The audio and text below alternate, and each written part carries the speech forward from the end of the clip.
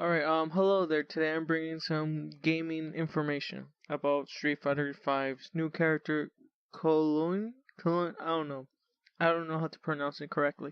I'm just talking about this because I want to, and I don't know how I'm gonna do this. This is my first time doing this, so let's see how it goes. Alright, so why am I talking about this? Is because, like, this is season 2 characters?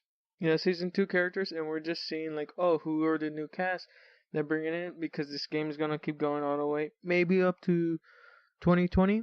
And we just finished season 1, and now we're introducing with season 2, I think.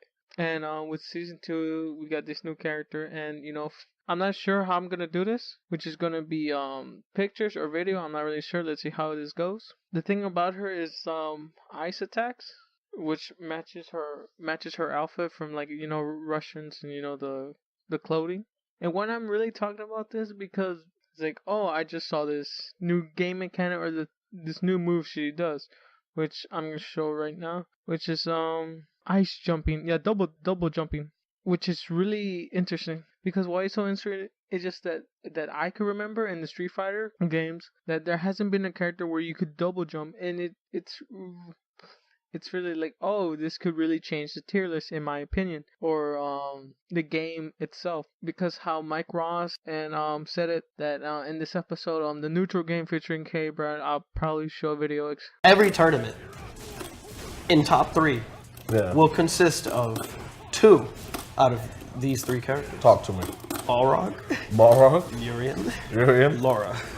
What he's explaining, what Mike and Gutik said, like, currently at this time, 2017, the game, who are the most likely going to be top 3, or like broken, because a lot of characters got buffed and a lot of people got nerfed. And there's Urian, he's still new, so it's like, some people might get shenanigans with his egg eyes reflect, his fireballs, and then, like, his other stuff is like, he could be broken. And then you have Laura, which is like, does immensely damage, long combos, and quick grabs, which is like, and really fast. It's like, that's really dangerous.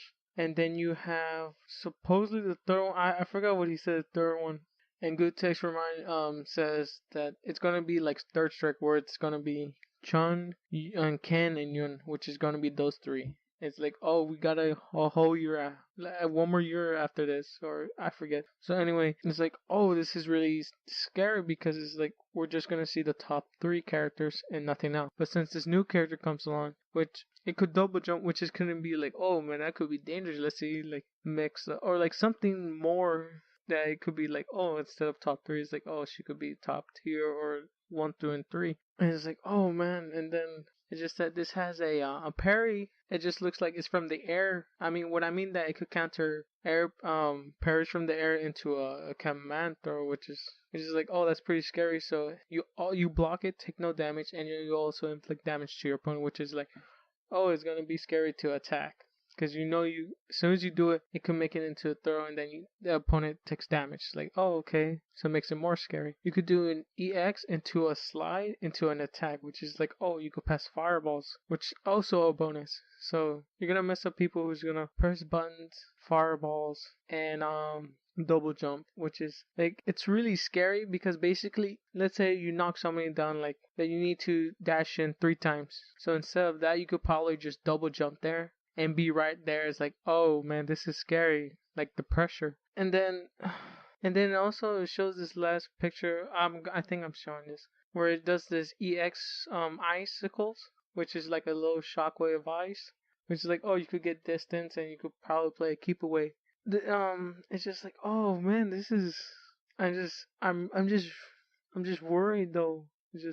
I don't know. I'm just so worried about this game, because I feel like, I just hope it doesn't become too broken. I just hope it just, because I remember people were complaining about, I think, always being online, and not enough content, and the 6.5 frames of lag. But for the competitive scene, it's like, I want to see how things work. Like, who would this character go the distance, go for, or would it be like, it's cool, we'll just play it for now, and then drop the characters. Like, it gets no spotlight treatments. Like, I say I'm gonna make this reference to Yu-Gi-Oh, where there's certain decks that has a lot of potential. It's like, oh, this could be dangerous, could be scary, and the deck comes out and hardly nobody picks it up. I think this happened with Madoche.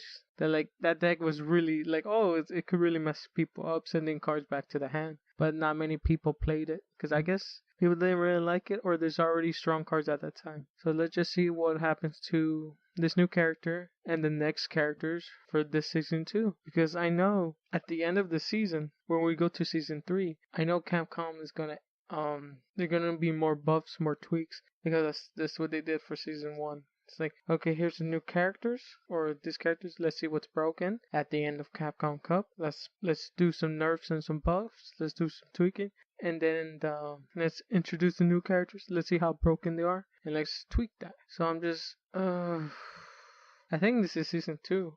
Gaming information. I guess that's what I'm gonna call it.